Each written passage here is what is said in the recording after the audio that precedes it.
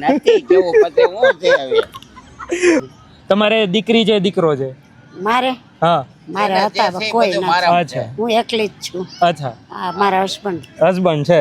વાહ સરસ. દીકરો એનો હા હસબન્ડ હસબન્ડ બધું. બધુંય વાહ દાદા. હે આવું હોય કે મારો દીકરો ઈ ને હસબન્ડ તો હવે દાદાનો એટલો પ્રેમ છે ને તમારા પ્રત્યે. એમ નથી દીએ દીકરો અને રાતે ઘરવાળો.